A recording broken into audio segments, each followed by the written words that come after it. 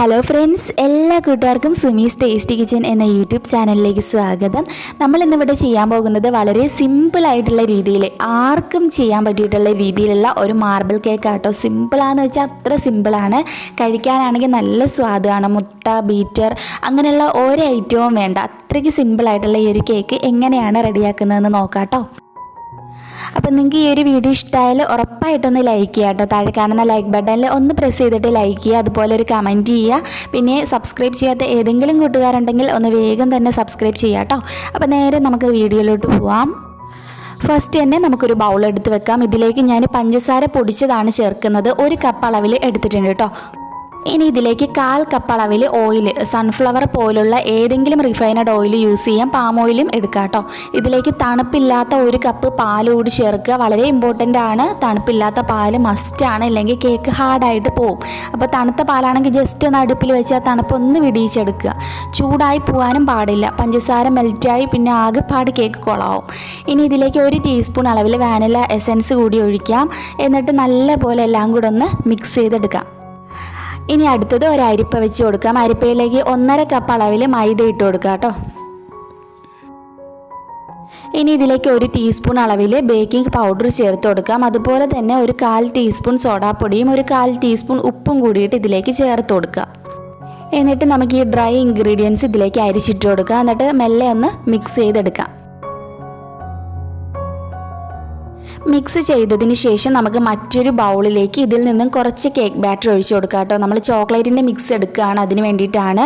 അപ്പോൾ നമുക്ക് എത്ര ആണോ ആവശ്യം അതനുസരിച്ചിട്ട് ഒഴിക്കുക. ഞാനിപ്പോൾ കുറച്ച് ഭാഗമേ എടുക്കുന്നുള്ളൂ. നമുക്ക് പകുതിയോളം വേണമെങ്കിലും കേക്ക് ബാറ്റർ എടുത്തിട്ട് അതിൽ കൊക്കോ പൗഡർ ആഡ് ചെയ്ത് കൊടുക്കുക കേട്ടോ. അതൊക്കെ നമ്മുടെ ഇഷ്ടമാണ്. ഞാൻ ഇതിലേക്ക് ഒരു വലിയ 2 ടേബിൾ സ്പൂൺ അളവിൽ കൊക്കോ പൗഡർ ചേർത്തിട്ടുണ്ട്.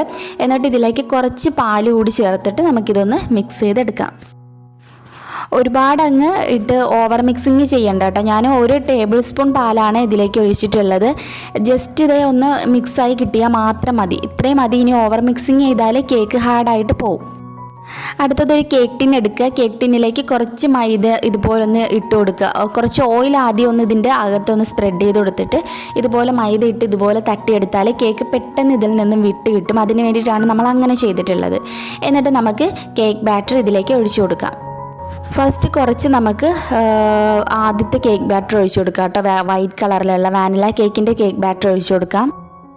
പിന്നെ നമുക്കിത് ചോക്ലേറ്റിൻ്റെ കേക്ക് ബാറ്റർ ഇതുപോലെ ഇതിൻ്റെ സൈഡിലായിട്ട് ഇങ്ങനെ ഒഴിച്ചു കൊടുക്കാം. നമുക്ക് സ്പൂൺ വെച്ച് ഒഴിച്ചാലും മതി കേട്ടോ. ഞാനിങ്ങനെ ഒഴിക്കുന്നേ ഉള്ളൂ. വീണ്ടും വാനില കേക്കിൻ്റെ കേക്ക് ബാറ്റർ ഒഴിക്കുക. അതിൻ്റെ മുകളിൽ വീണ്ടും ചോക്ലേറ്റ് ബാറ്റർ ഒഴിക്കുക. ഇതുപോലെ എല്ലാം ഒന്ന് ലെവൽ ചെയ്തെടുക്കുക. പിന്നെ ഞാൻ ഇതുപോലെ ഒരു ഡിസൈൻ പോലെ ഇതിലേക്ക് കൊടുക്കുന്നുണ്ട്. ഇത്രയേ ഉള്ളൂ, സിമ്പിളാണ്. ഇനി നമുക്കിത് ബേക്ക് ചെയ്തെടുത്താൽ മാത്രം മതി. ഓവറായിട്ട് മിക്സ് ചെയ്യാതിരുന്നാൽ മതി. നന്നായിട്ട് തന്നെ കേക്ക് വരും കേട്ടോ. ഞാൻ ഒരു പാൻ എടുത്തിട്ടുണ്ട്. ഇതൊന്ന് പ്രീഹീറ്റ് ചെയ്യുക. ഈ പ്രീ ചെയ്തിട്ട് നമുക്ക് ഇതുപോലെ ഒരു തട്ടിട്ടിട്ട് അതിൻ്റെ മുകളിൽ ഇതുപോലെ കേക്ക് ബാറ്റർ ഇറക്കി വെച്ചിട്ട് അടച്ച് വെച്ച് ലോ ഫ്ലെയിമിലിട്ട് ബേക്ക് ചെയ്യാം. ഇഡലിത്തട്ടും ഇതേ സെയിം മെത്തേഡിൽ തന്നെ നിങ്ങൾക്ക് ബേക്ക് ചെയ്യാം. ഇഡലിത്തട്ടിൽ അതുപോലെ പ്രഷർ കുക്കറിലും ഈ സെയിം മെത്തേഡിൽ ബേക്ക് ചെയ്യാം. അപ്പോൾ ഞാൻ ഒരു 40 മിനിറ്റോളം ആയിട്ടുണ്ട്. കേക്ക് നന്നായിട്ട് തന്നെ ബേക്കായിട്ട് കിട്ടിയിട്ടുണ്ട്. കംപ്ലീറ്റ് ചൂടാറിയതിന് ശേഷം നമുക്ക് ഈ ടിന്നിൽ നിന്നും കേക്ക് ഇതുപോലെ അങ്ങ് എടുക്കാം.